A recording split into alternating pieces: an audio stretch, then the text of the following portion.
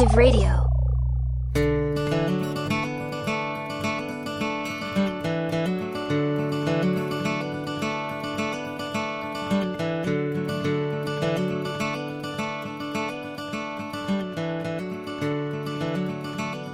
Texas History Lessons presents an occasional daily dose of Texas history with your host, Michael. We celebrate May 1st, 1718, as the day that San Antonio had its official beginnings. Now, the site, of course, had already been very important for a very long time. For the Coahuiltecans, it was home and a sacred site. San Pedro Springs and the San Antonio River were sacred waters for the Coahuiltecan peoples. Spanish explorers had already visited the site before, but it was in 1718 that the governor of Coahuila y Tejas, Martín de Alarcón, received instructions to go found a mission, presidio, and settlement on the San Antonio River. So with that in mind, he set out from San Juan Bautista in April 1718.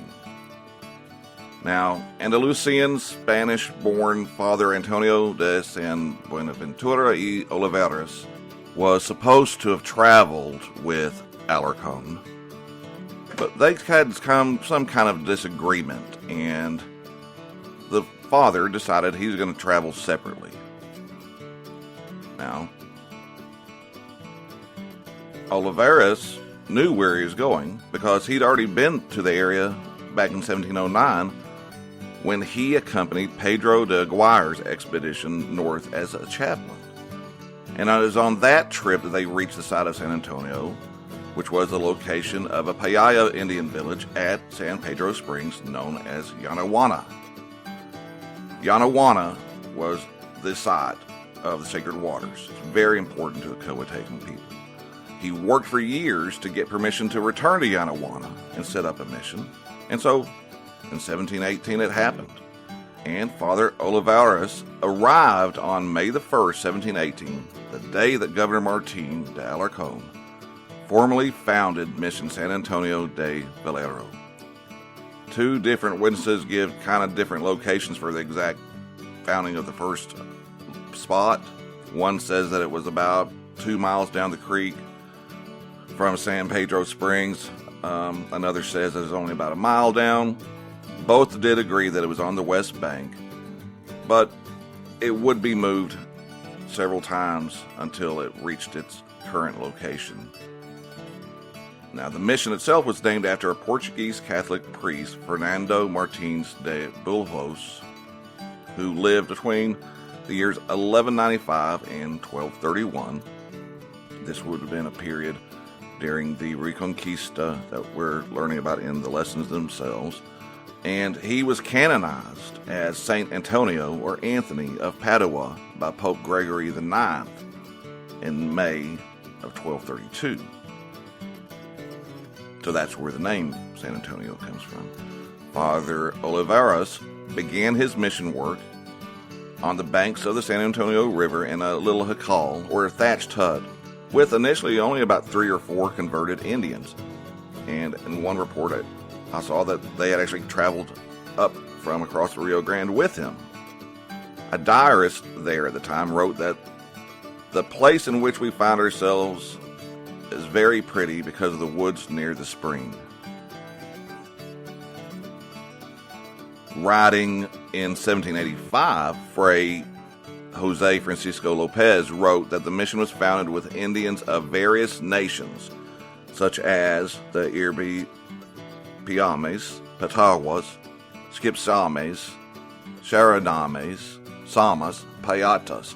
These last two were the principal ones, he wrote, and Yutas, Kiowas, he says, Toves, and Tamikes.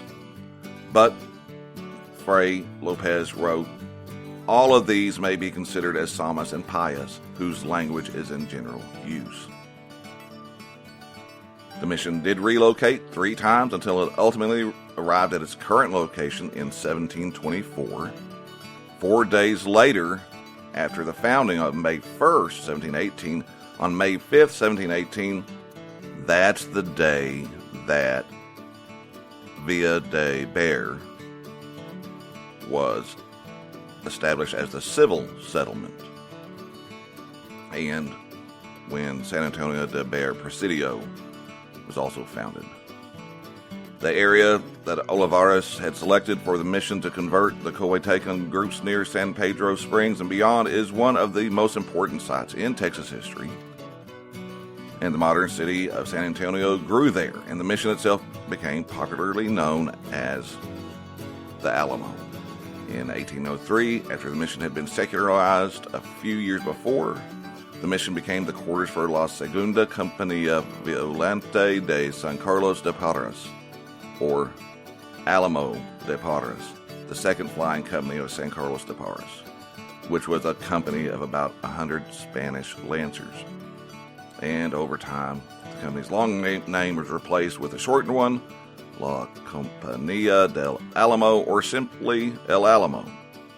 All right, that's going to do it for today's Daily Dose of Texas History. Thanks for listening. The theme music is, as always, by the great Derek McClendon. Thanks to him. Go check out his songs wherever you can get your music.